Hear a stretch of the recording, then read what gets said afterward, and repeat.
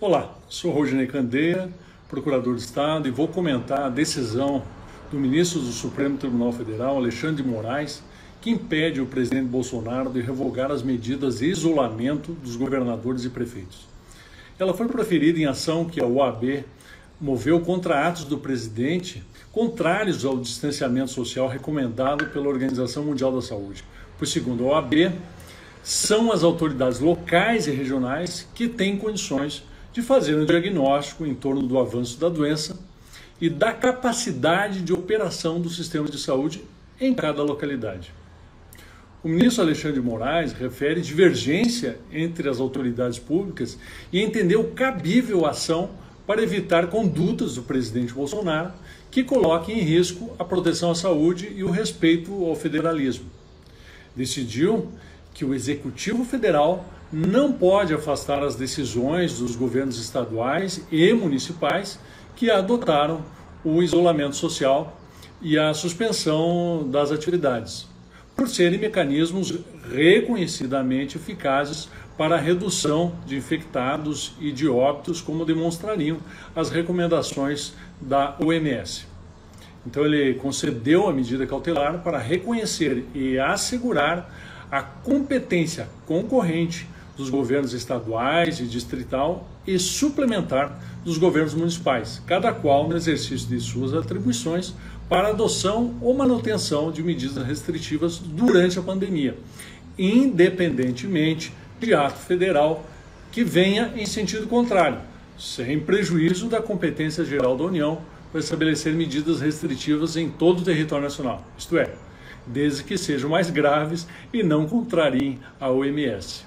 Inicialmente, e afora o mérito da questão em si, tenho que destacar que a OAB, tão omissa na defesa dos interesses brasileiros nos últimos anos, mostra-se especialmente diligente e atuante contra o atual presidente da República. A primeira conclusão que chego da decisão é que, se ela reconhece competência e autonomia dos estados e dos municípios para tomar medidas restritivas de circulação e de funcionamento de empresas, por consequência, reconhece a responsabilidade desses entes públicos para pagar a conta de suas escolhas. Não podem governadores e prefeitos terem autonomia e competência para tomar as decisões e quererem que a União pague as quedas de arrecadação que suas boas ou más determinações deram causa. Com grandes poderes, vem grandes responsabilidades, já dizia o tio Ben. Sobre a decisão do ministro Alexandre de Moraes, basicamente, ela reconhece a autonomia dos entes federados para determinar medidas de proteção à saúde, desde que obedeçam às orientações da OMS. Quer dizer, ele elevou a OMS a supremo órgão de saúde brasileiro, com determinações obrigatórias. Nem se refere ao desastre que foi a gestão da OMS sobre essa pandemia, que ajudou o governo chinês a mascarar a gravidade do problema e colaborou diretamente para o tamanho da contaminação mundial,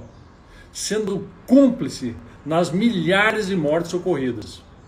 Mas sobre outro aspecto, se conforme a OAB, as autoridades locais e regionais é que têm condições de fazer um diagnóstico do avanço da doença e da capacidade do sistema da saúde em cada localidade, em face dessa mesma autonomia dos entes federados e da competência concorrente para legislar sobre saúde pública, não é desarrazoado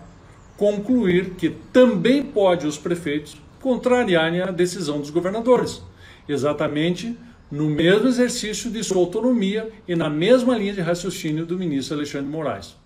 Por exemplo, municípios sem nenhum caso e com capacidade de atendimento aos eventuais pacientes poderiam adotar medidas menos restritivas que o isolamento decretado por governador do estado.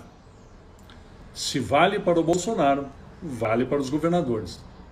A decisão do ministro Alexandre de Moraes, a par de retirar antecipadamente os poderes do presidente da República, jogou a bola e a responsabilidade sobre a pandemia de coronavírus para os prefeitos e para os governadores.